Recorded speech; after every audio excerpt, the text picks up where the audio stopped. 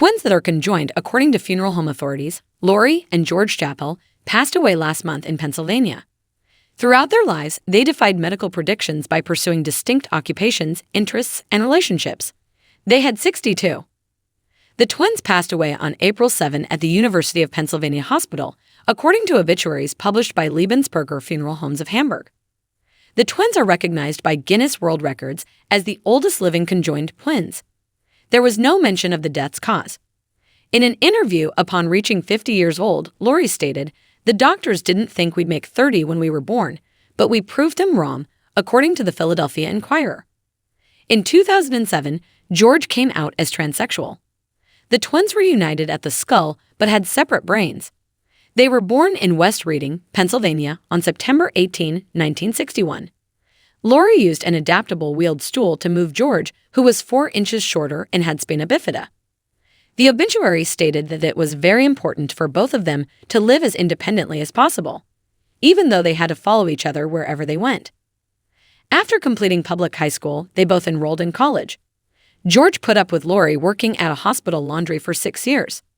A trophy-winning bowler, as the obituary notice described Lori, she left the position in 1996 to support her siblings' country music endeavors. The obituary notice stated, "Since the age of 24, they have maintained their own residence and have traveled extensively. They made numerous appearances in talk shows, documentaries, and an episode of the FX medical drama Nip/Tuck over the years." According to the Philadelphia Inquirer, Lori was previously engaged to be married, but her fiancé passed away in a car crash. Lori remarked, "George would always bring books to read on our dates." The twins said in a 1997 documentary that they took separate showers and had different bathing schedules. Giving someone you care about and love the privacy and compromise in situations that you would want them to give you is something George talked about. Compromise, according to Lori, entails not getting everything you want right when you want it. Identical twins from a single embryo that are unable to split apart to become conjoined twins happen in every 50,000 to 60,000 births. Most are stillborn, and around 70% are female. Just 25% are united at the head. The majority are joined at the chest, the abdomen, or the pelvis. Almost 75% are joined at the chest. Although the Schappell twin separation was considered dangerous, Lori Schappell told the Associated Press in a 2002 interview at the twins' apartment in a high-rise seniors complex that she didn't believe such a procedure was necessary in any event. She remarked, "Even if it means you get to enjoy both children for a shorter period of time, you don't mess with what God made." George also categorically rejected the notion of separation in the 1997 documentary, stating, "Why fix what is not broken?" Who will become the oldest conjoined twin to live is still up in the air. Ronnie and Donnie Yalian were the oldest people ever recorded.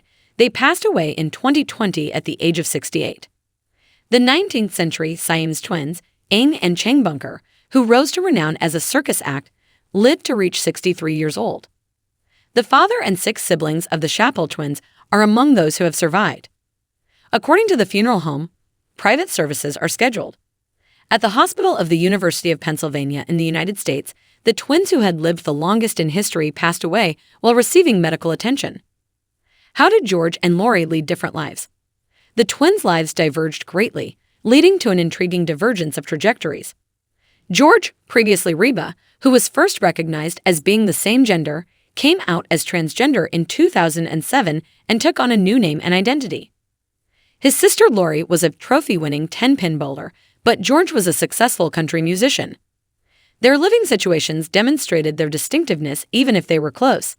They had separate rooms in their 2-bedroom condo in Pennsylvania. By taking turns with daily tasks like taking showers and pursuing their professional goals, they managed their different jobs. Their dissimilar physical characteristics emphasized their special relationship even more. Although George had spina bifida, which prevented him from moving beyond a wheelchair-like stool that Lori gently moved, George was able-bodied. The twins had a medical condition known as dicephalic parapygous twinning, which resulted in their union at birth. They do, however, have unique lungs, stomachs, spines, and hearts. Since 2013, the pair has demonstrated exceptional cooperation when teaching math to 4th and 5th grade kids at an elementary school, despite the difficulties presented by their condition.